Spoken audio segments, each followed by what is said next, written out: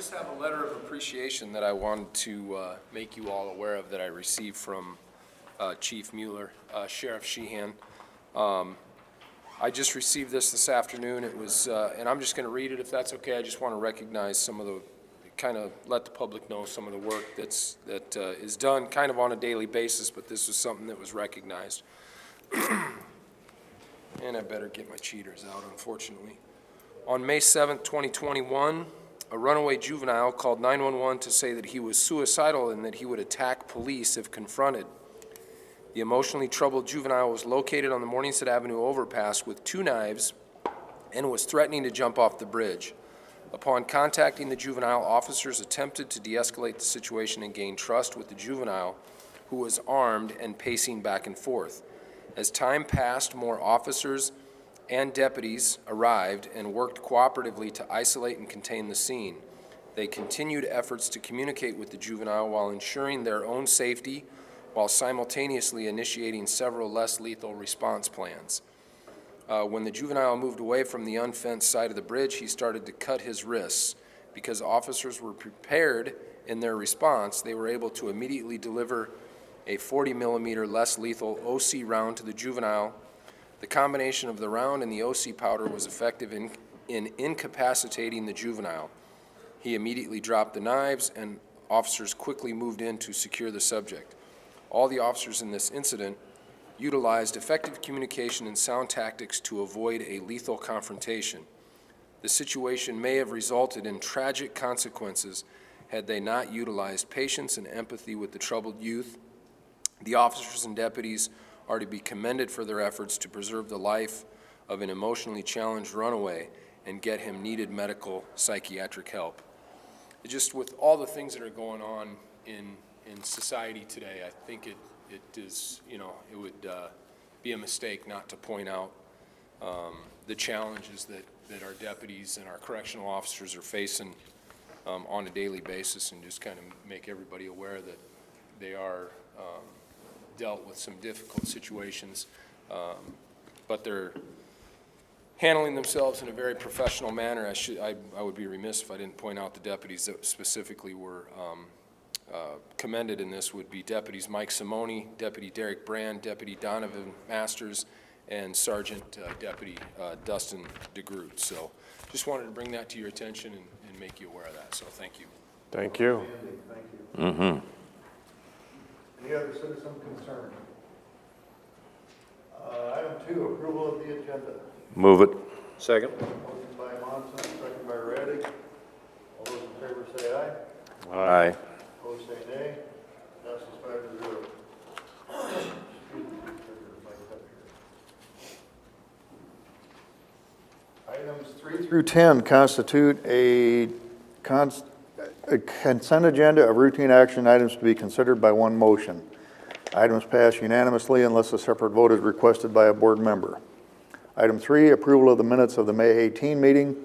4, approval of claims. 5, Board of Supervisors, approval to appoint Dennis Butler to be the authorized representative for Woodbury County to the coronavirus state and local fiscal recovery funds. Item 6, County Treasurer, approval of resolution for abatement of taxes on a mobile home that has been removed and moved to an unknown location.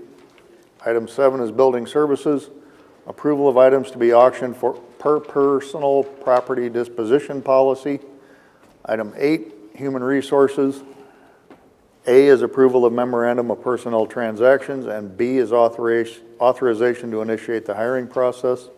9, Community and Economic Development. Receive the quarterly update on SIMCO membership activity with rural cities. 10, Secondary Roads is approval of permit to work in county right-of-way.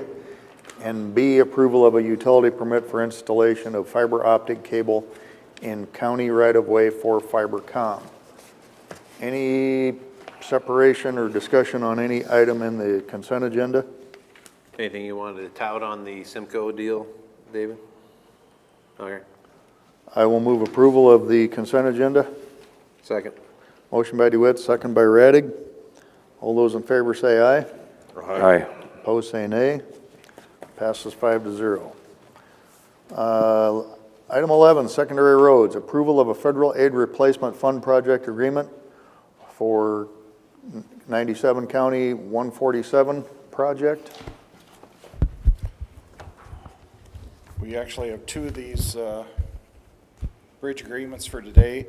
Both the bridges are on County Route D12. The Perrin 147 is the bridge that's east of Pearson.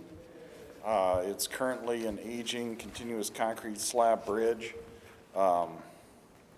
It is in need of replacement. I recommend approval of the agreement with the Iowa DOT to fund it with swap funding. I'll move approval. Second. Motion by DeWitt, second by Monson. Any further questions? All those in favor say aye. Aye. Opposed say nay. Passes 5-0. These agreements also require the signature of the county auditor, so you would pass it on down to him when you're done. Item, do you want to sign them first or move on, Mark? I'll bring them up to you after we get done. All right. Perrin, the next one, Perrin 146 project is a replacement of Bridge E6. This one lays just within a half a mile of the Sioux City border on County Road D12. It's a short span. Did you mean Perrin 147?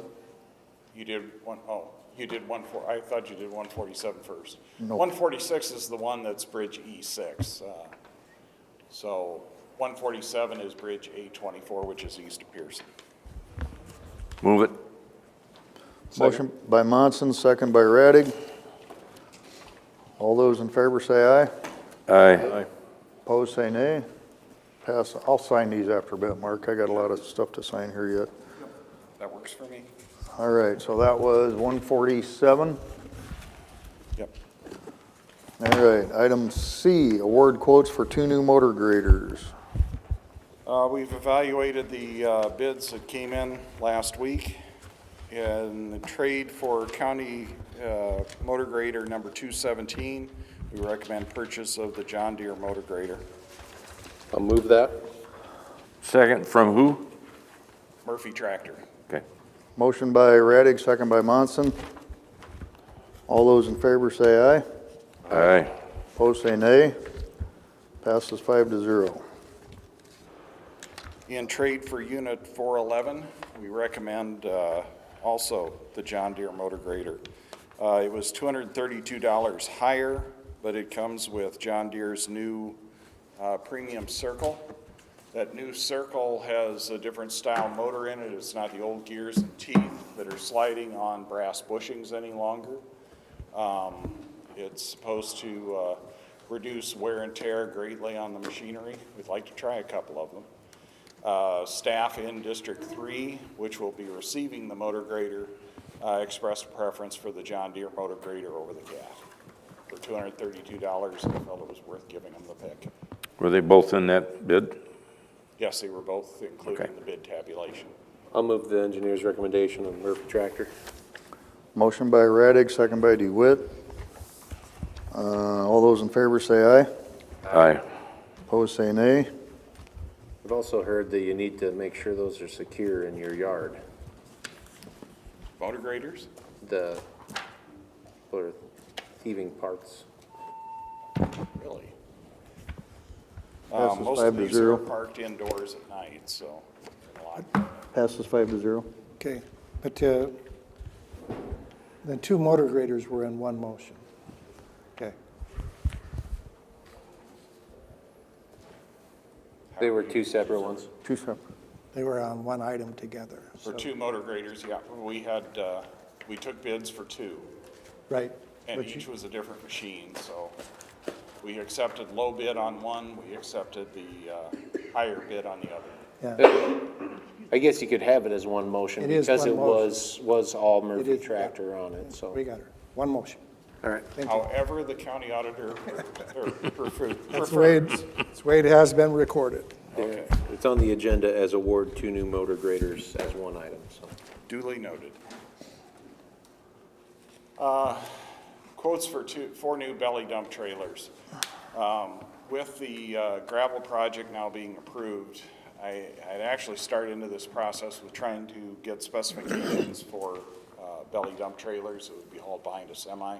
They allow us to haul over 25 tons per load as opposed to maybe 12 to 14 in a tandem axle truck. Jim Hawk Trailers of Sioux City got very aggressive on the price that they offered us with these. They have these 4 trailers in stock and offered them to us at a discounted price compared to their list price. I'm afraid if we go out to bids with what we're seeing right now in steel prices and prices on new equipment, that we'll pay considerably more than $38,200 for those 4 trailers.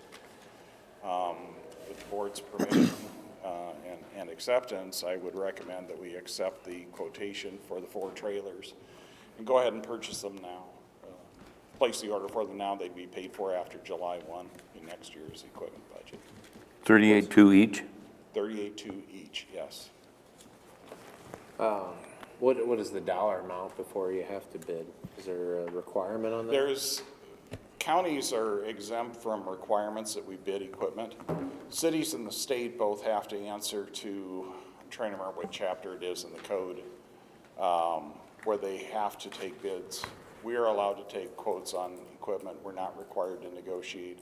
Basically, the code is silent on the counties buying equipment. So I realize this is unusual, but from what we've been able to see on the market, it is a very good price. And the fact that it's available quickly is also, Yes. well, of course, everything in my business has not I been think we're available. going to end up having to purchase lease turn-in or used semi-tractors to haul them with, but there typically is a good market, and there's a lot of day cabs that are out there and available, so. And you're gonna need them.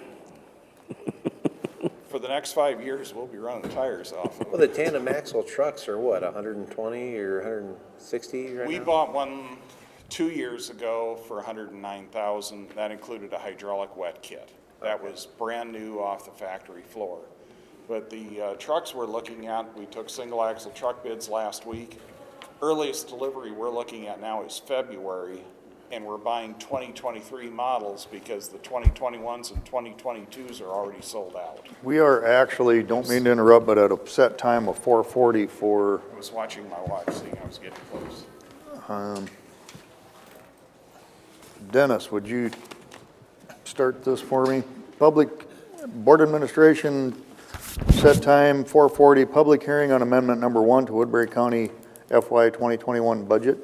Okay, the notice of public hearing was done at an appropriate time in our official newspapers, and we are now having the public hearing, pros and cons, for and against our budget amendment. Our budget amendment totals $2.843 million, which a lot of it is capital projects. The others just scattered through. We do this every year. So there's very minimal. I did provide the backup if there's any questions on any of them. So that's where we're at now, is a public hearing. Anybody for or against? Hearing no for or against opposition, I would move to close the public hearing. Second, motion by Monson, second by DeWitt to close the public hearing. All those in favor say aye. Aye. Opposed say nay. Next item is just approval. Passes 5-0. Mark, Mark Nera, I got your stuff signed up here. Just to finish Since off we're- the public, We're done with the public hearing, why don't we go back and finish up the rest of the Okay. agenda? we can do that. Thank you.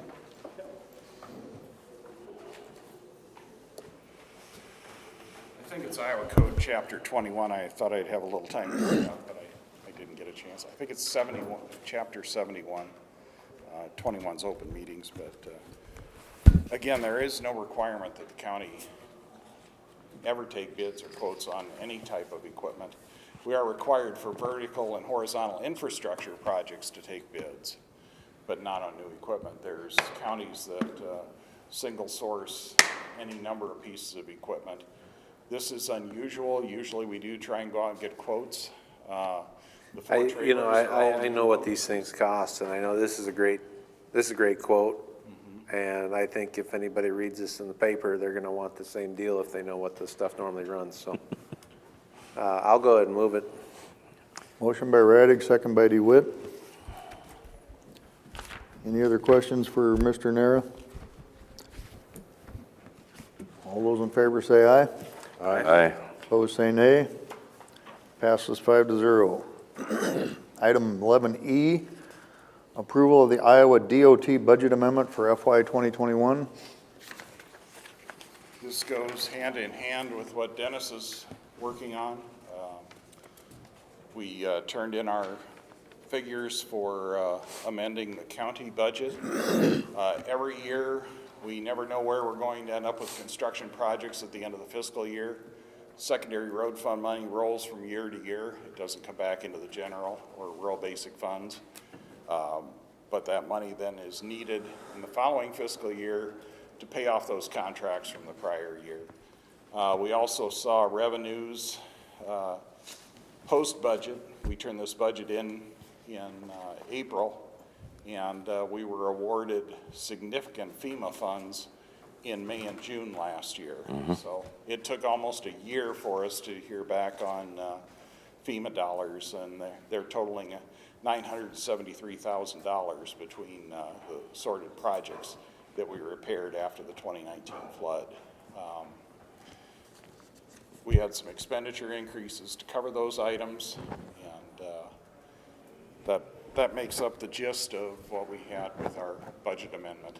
This corresponds with the county budget and covers us for our requirements with DOT. It's due June 1st. I will move approval of the Iowa DOT budget amendment for 2021. Second, Munson. Motion by DeWitt, second by Monson.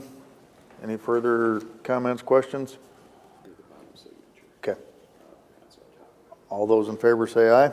Aye. Opposed, say nay. Passes 5-0. Thank you very much.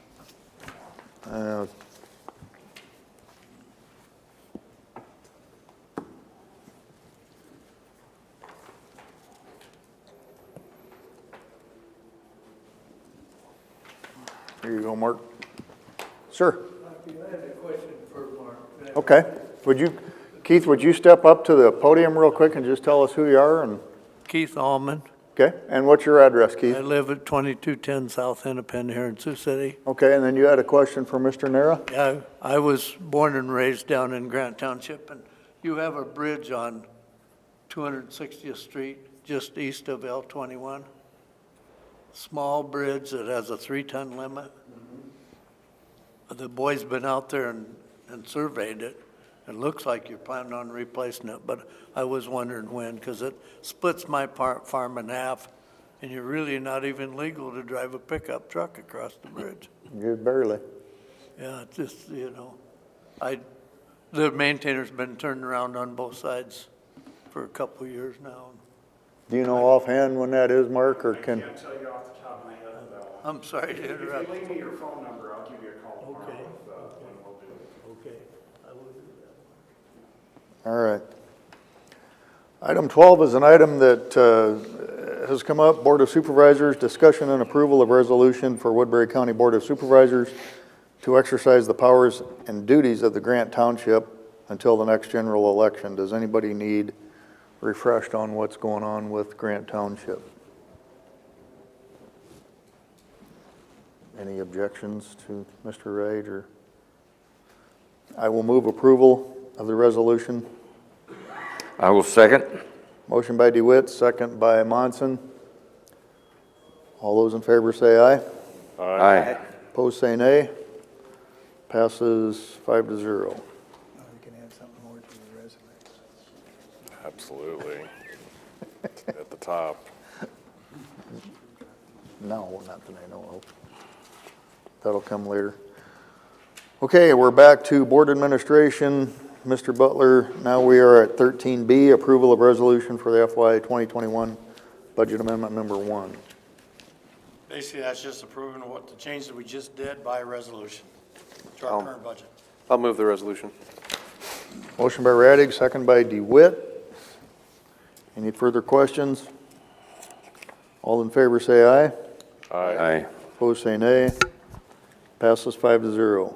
Item 13C, Discussion and approval of transfer of appropriation in the sheriff's FY21 budget due to employee transfers. This is something we do annually every year because during the year, the sheriff with their vast department divisions do move people around to different divisions, which they have the legal right to do. So this is just getting money into those positions to make their budgets balanced. It's no increase in budget or taxes. I'll move it. Motion by Radig, second by DeWitt. Any other questions for Mr. Butler? All those in favor say aye. Aye. Opposed, say nay. Passes 5-0. Pass that down, please. Item 13D, approval of engagement agreement with Allers and Cooney. This agreement here is our legal fees incurred when we do a CIP loan. We've done this every year, and we try to get this agreement, so we do have a maximum set. I believe it's $7,000. It can be less than that, but we at least have agreements embedded in our CIP loan also. I'll move the agreement. Second. Motion by Radig, second by Monson. Any other questions? This is paid by the county, or, yeah, this has to be paid by the county, okay. It's included in our CIP loan Okay. total of $1.8 million. All those in favor say aye. Aye. Opposed, say nay. Passes 5-0.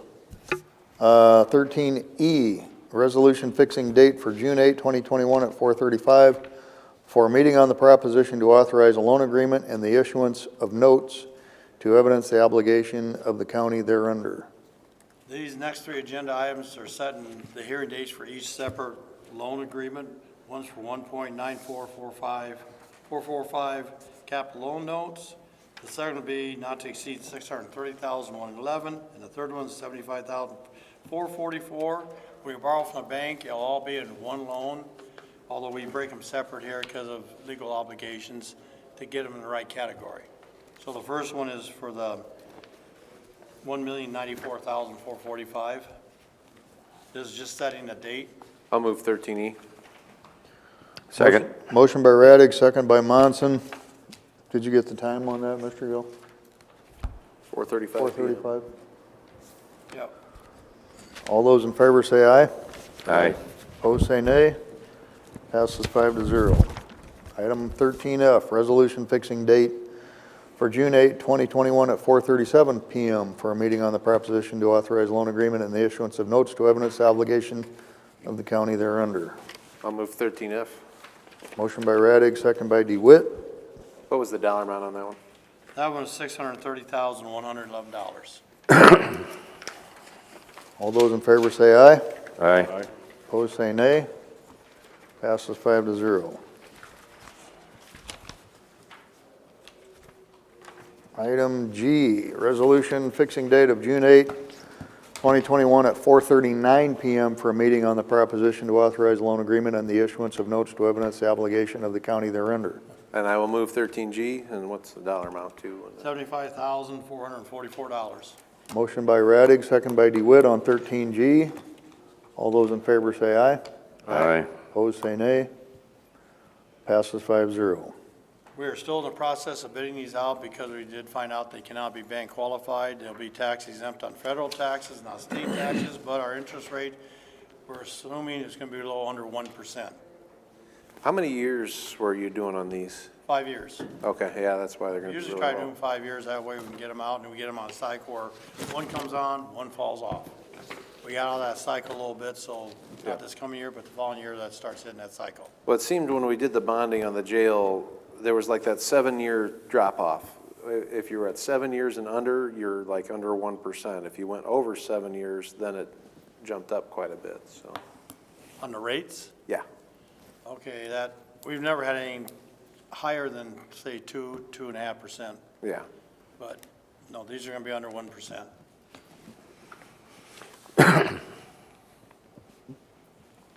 Are we still on 13G? H. H? Yep. Need a motion? I'll Yes. move it. Well, you got to read it first, though. Oh. H, approval of resolution declaring an official intent under Treasury Regulations 1.150-2 to issue debt to reimburse the county for certain original expenditures paid in connection with specified funds. Okay, these are for expenditures we've already made that we're gonna use the capital loan for, so this is an IRS regulation to make it legal for reimbursing, which is reimbursing the fund that CIP projects are paid from. Now I move it. Aye. Motion by Monson, second by Radig. All those in favor say aye. Aye. Opposed, say nay. Passes 5-0. That's all I got for the moment. I'll be back. More to follow? Reports on committee meetings. I had a workforce development meeting, a lot of discussion on the challenges of getting people to get involved with the program right now. Getting what involved? Like involved in workforce development type retraining, because people don't want to go back to school and learn a new career, I guess. And they'll pay for it, right? Exactly. Anything, Mark? Nope. I will be going to the Rolling Hills Governance Board meeting tomorrow in Holstein to try and get learned in all the issues going on with the state deciding they want to take back mental health. So hopefully I can take notes fast enough to learn what's going on with that. But Is that a regular meeting or a special? it's a regular meeting. So, yeah, more to follow. Hopefully I'll have more and better information next Tuesday, but for the moment, that's where that's at.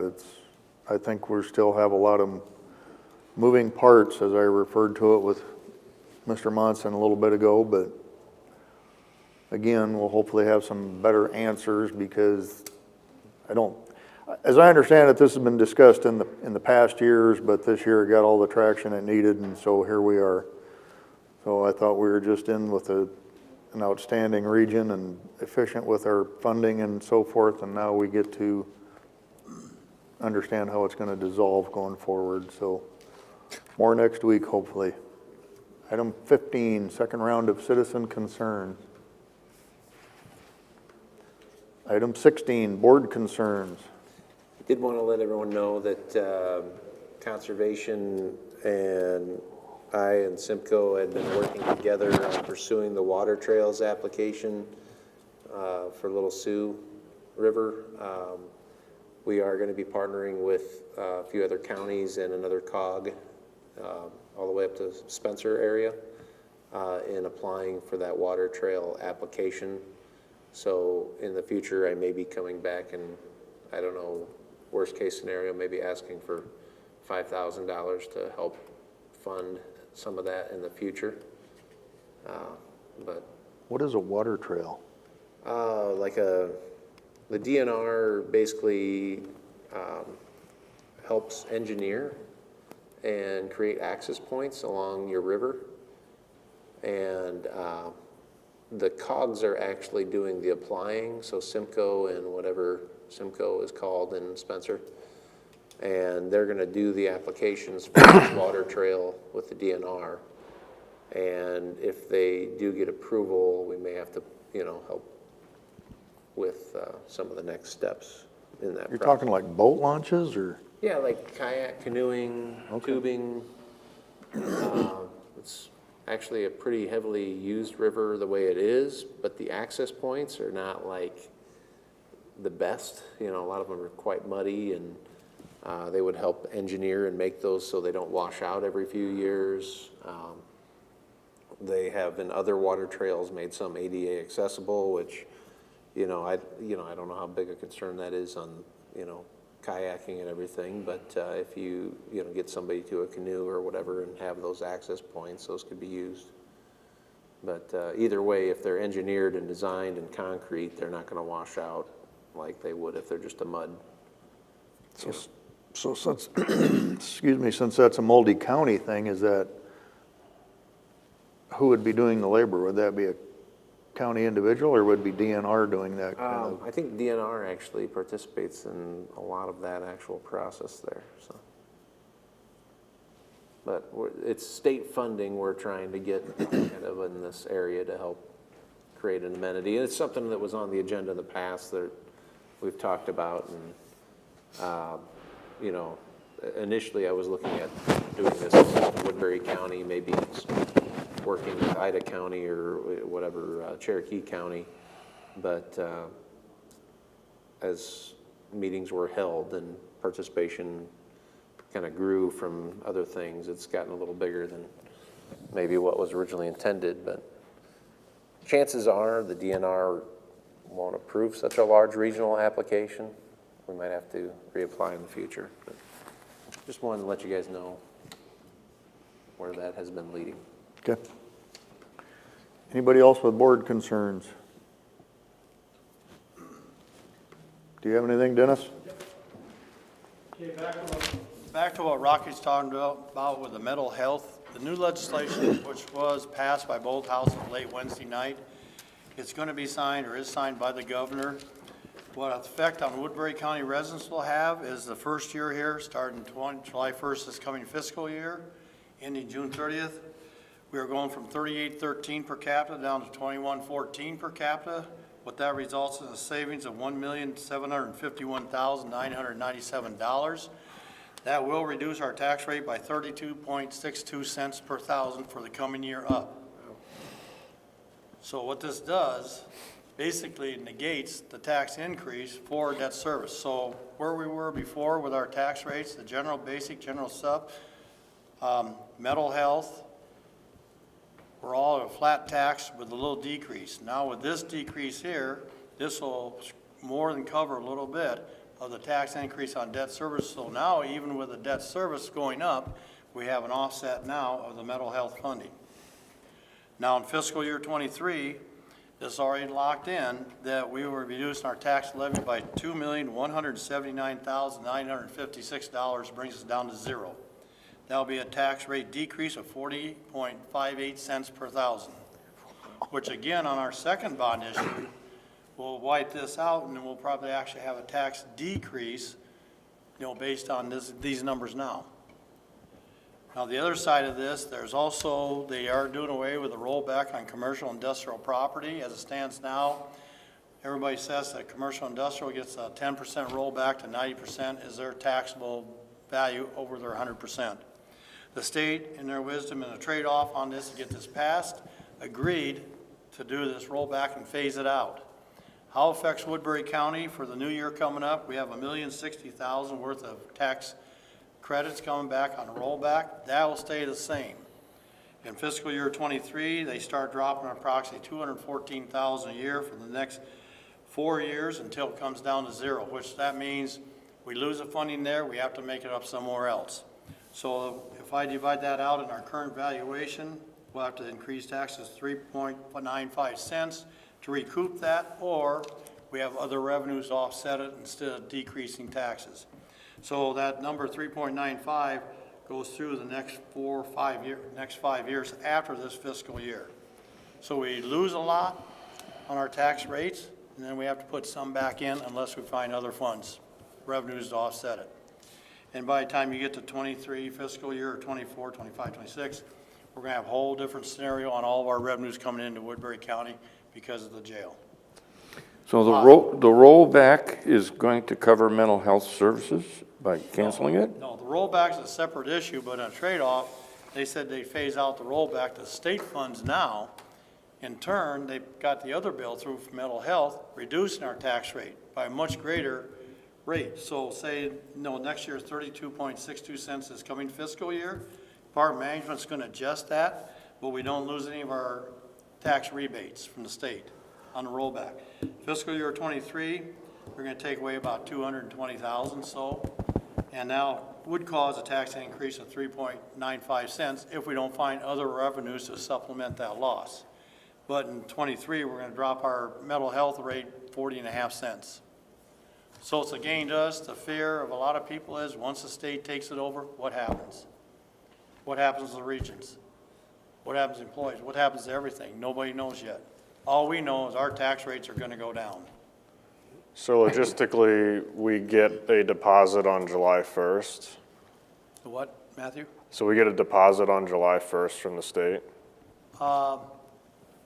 You mean on the mental health? Yes. No, they're just gonna change our tax rate down, so we won't collect the taxes. Oh, they just change it? Yeah, they're gonna change So it we don't down. have to approve anything or No. go through another No. hearing or? No. And then for fiscal year 22, 23, the next fiscal year, after this coming up new one, then we'll have incorporated in our budget. And now eliminate mental health funding.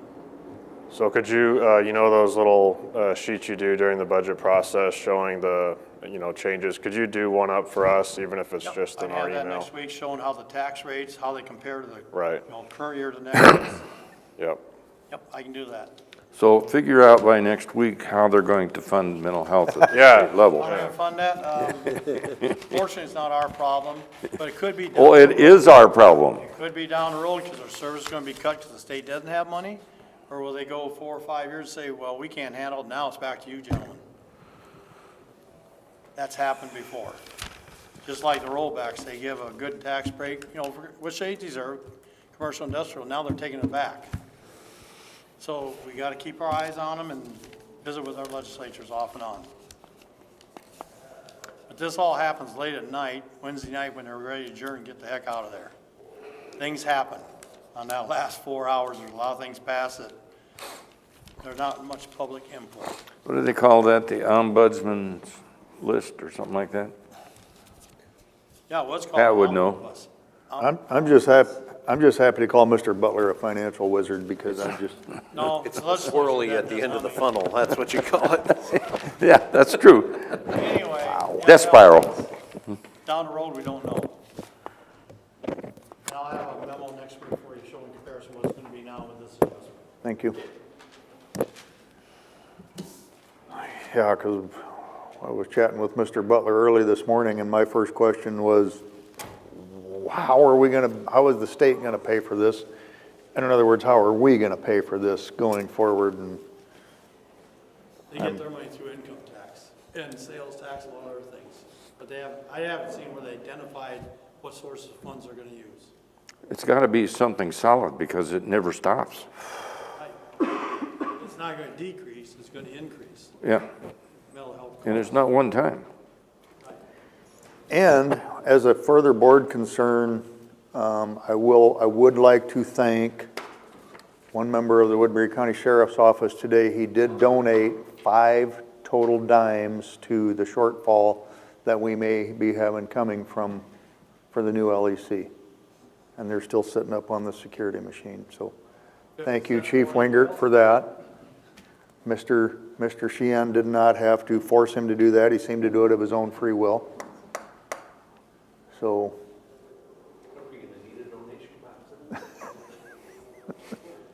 There would be a big box. Any other board concerns? We are adjourned.